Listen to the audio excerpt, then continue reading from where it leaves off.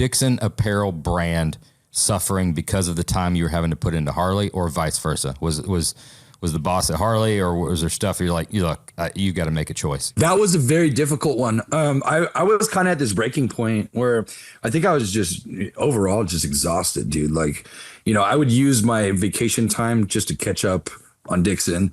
And then basically, I'd get home, see the kids for like an hour, put them to bed, and then work till like 2 o'clock in the morning, 3 o'clock in the morning, back up again, be at the shop in the morning. So it was like that for a couple years, and it was just daily, and so I just got to the point where I was like, dude, they're offering me this job in management, blah, blah, blah. I was like the assistant manager of a shop that was, we were a top 5 dealer, and on the service side. So, out of 800 something dealers, it's huge in that dealer network. So I was like, dude, I could make probably $100,000 a year. We live in fucking Arizona. We live in this house forever. It'd be fine, I was like, but then I'd be at home and I could enjoy this, and I could enjoy my family and stuff. And my ex-wife was just like, dude, she's like, you will never, ever be happy not doing this, like not doing your own thing. And she was right, because like I came from doing it my way with like my pops and stuff. And I had other businesses that I operated on the side when I had the shop as well. So entrepreneurs was like always definitely up there, and being creatively, challenged was definitely up there for me. I don't know where I would be today if I didn't make that decision. And it was kind of like one of those make or break moments. And it was like, I got to pick one of them and put everything into it. And who knows where we can go with this if I gave it my full effort. And so I put down enough money on our house that it was us buying our first house. I was like 30 years old. And I put enough down on it that I could pay my mortgage if I had to work at fucking Target. I was like, even Target will hire someone that looks like me at this point. So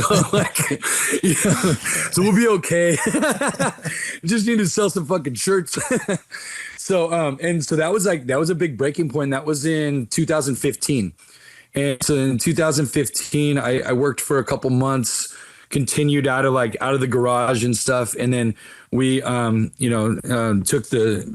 took a chance on our first warehouse. That was like one of the scariest days of my life, dude. It was like a butthole puckering moment. I'm like, what the fuck did I do? We have 2,300 square feet of space. What if this shit goes all wrong? And it was just like, it seemed like taking on like such an impossible mission at the time. It was scary.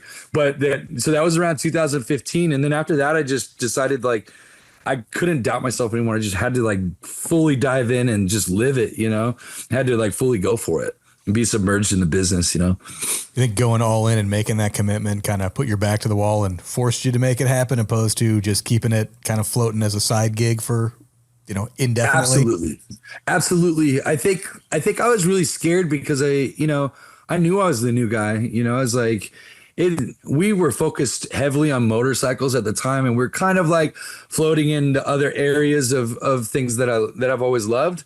But motorcycles was my safe zone because I had 10 years, experience in that. And it was mostly all I ever did as an adult. So I was like, that's easy for me. We're already in Hot Bike Magazine and Baggers and Choppers, and, we're published and all that stuff. So it was, I think it was also a scary time to jump in and be like the vulnerability of jumping into the other industry, or the other sides of the niches, but there were niches that I felt were underserved and underrepresented.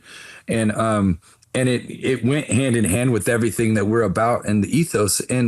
But it was an uncomfortable moment. And so I always think back to that, really, to this day. It's those most uncomfortable moments when you feel like your back's against the wall. You just think back to those other ones, and we've been in such worse fucking places.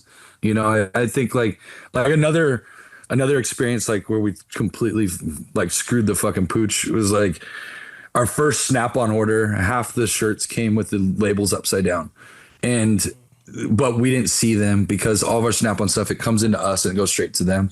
I don't open it or anything, and it's pallets and pallets of stuff. It's our biggest order. We had to have that account to survive at that moment.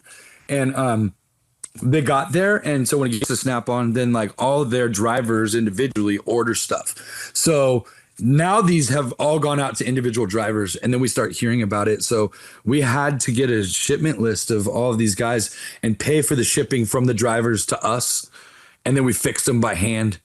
And had like a full sewing thing going on that we set up like in the warehouse, and then like send them back out to each individual drivers. Like it was like a 2-month ordeal, but it was like it was one of those things that like we knew that it was going to cost us everything, but we could either like side skirt it and like act like it's not our fault and fucking sorry, or we just face it and be man about it and like go toe to toe with it and fix it and stand by our word. And now, like present day, we probably make, I don't know, 250,000 shirts a year for them. Like it's, you know, it's become a huge portion of like what we do, you know? So it's like, I just always think about times like that. We fucked up so many things. It's the best way to learn lessons. Do you not remember fucking baseball card era? Dude, an upside down Topps logo. That's what I was thinking. You spin that, dude. You got to spin that. That's a limited edition. Limited edition. Yeah, Your marketing team's got to step it up. And that'd be worth a fortune today.